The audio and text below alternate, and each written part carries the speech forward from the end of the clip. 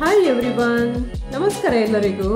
ಇವತ್ತು ನಾವು ಸ್ಕ್ವಿಡ್ ಸುಕ್ಕ ಅಥವಾ ಬೊಂಡ ಸುಕ್ಕ ಹೇಗೆ ಮಾಡೋದು ಅಂತ ಹೇಳಿ ನೋಡುವ. ಒಂದು ಪಾತ್ರೆಯಲ್ಲಿ ನಾನು 2 ರಿಂದ 3 ಟೇಬಲ್ ಸ್ಪೂನ್ ಅಷ್ಟು ತೆಂಗಿನ ಎಣ್ಣೆಯನ್ನು ತಗೊಂಡಿದ್ದೇನೆ. ಹಾಗೆಯೇ ಕಟ್ ಮಾಡಿಟ್ಟ 2 ಮೀಡಿಯಂ ಆನಿಯನ್ ಮತ್ತೆ 1 ಸ್ಟ್ರಿಂಗ್ ಕರಿಪತ್ತವನ್ನು ಕರಿ ಲೀವ್ಸ್ ಅನ್ನು ತಗೊಂಡಿದ್ದೇನೆ.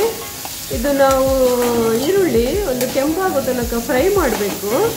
ಹಾಗೆ ಇದನ್ನು ಸ್ವಲ್ಪ ನಾವು ಹೀಗೆ ಸ್ಟರ್ ಮಾಡ್ತಾನೆ ಫ್ರೈ ಮಾಡುವ. ಈರುಳ್ಳಿ ಫ್ರೈ ಆಗ್ತಾನೆ ಇರುವಾಗ ಇದಕ್ಕೆ ಅರ್ಧ ಟೇಬಲ್ ಸ್ಪೂನ್ ಅಷ್ಟು ಉಪ್ಪನ್ನು ಸೇರಿಸುವ. ಉಪ್ಪು ಸೇರಿಸಿದರೆ ಈರುಳ್ಳಿ ಬೇಗ ಫ್ರೈ ಆಗ್ತದೆ ಕೂಡ. ಇನ್ನು ಸ್ವಲ್ಪ ಕೆಂಪಾದಾಗ ಇದಕ್ಕೆ ನಾವು ಅರ್ಧ ಟೇಬಲ್ ಸ್ಪೂನ್ ಅಷ್ಟು ಜಿಂಜರ್ ಗಾರ್ಲಿಕ್ ಪೇಸ್ಟ್ ಅನ್ನು ಸೇರಿಸುವ. ಈ ಪೇಸ್ಟ್ ಸೇರಿಸಿ ಈರುಳ್ಳಿ ಜೊತೆಗೆ ಒಳ್ಳೆ ಫ್ರೈ ಮಾಡುವ. ಇದರದ್ದೊಂದು ಒಳ್ಳೆ ಪರಿಮಳ ಬರ್ತದೆ. ಅಷ್ಟು ತನಕ ಫ್ರೈ ಮಾಡುವ. ಒಂದೆರಡು ನಿಮಿಷ ತಗೊಳ್ತದೆ ಅಷ್ಟೇ.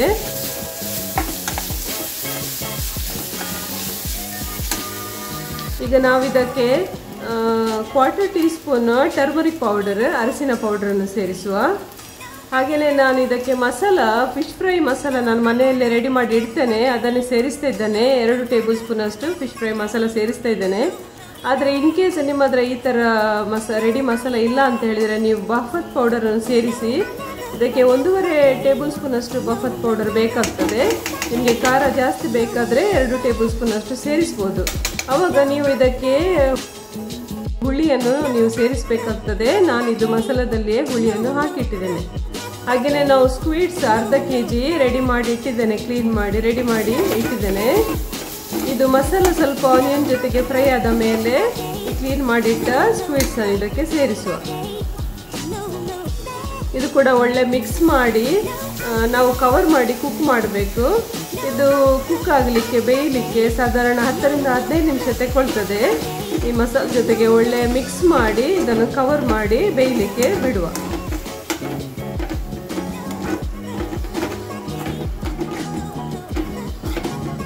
ಇದು ಮಧ್ಯೆ ಮಧ್ಯೆ ನಾವು ಸ್ವಲ್ಪ ಸ್ಟರ್ ಮಾಡ್ತಾನೆ ಇರಬೇಕು.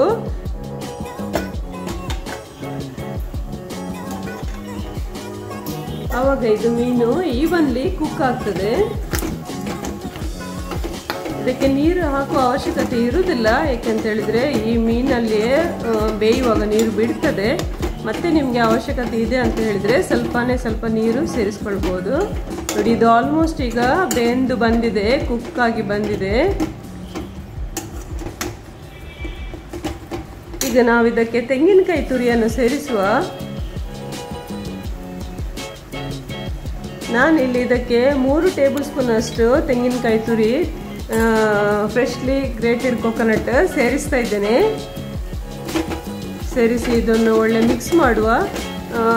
ಈ ತೆಂಗಿನಕಾಯಿ ಹಾಕಿದ ಮೇಲೆ ಸ್ವಲ್ಪ ಕುಕ್ ಆಗಬೇಕು, ಇಲ್ಲ ಅಂತ ಹೇಳಿದರೆ ಇದು ಪದಾರ್ಥ ಬೇಗ ಹಾಳಾಗುವ ಚಾನ್ಸ್ ಇರುತ್ತೆ.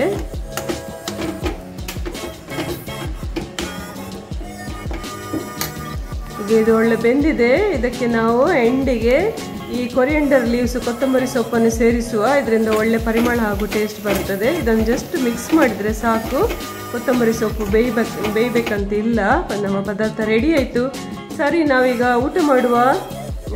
ಒಳ್ಳೆಯ ಬಾಯ್ಲ್ಡ್ ರೈಸ್, ಹಾಗೆಯೇ ನಾವು ಮಾಡಿರುವ ಬೊಂಡಾಸ್ ಸುಕ್ಕ, ಸ್ಕ್ವಿಡ್ ಸುಕ್ಕ ಇದೆ.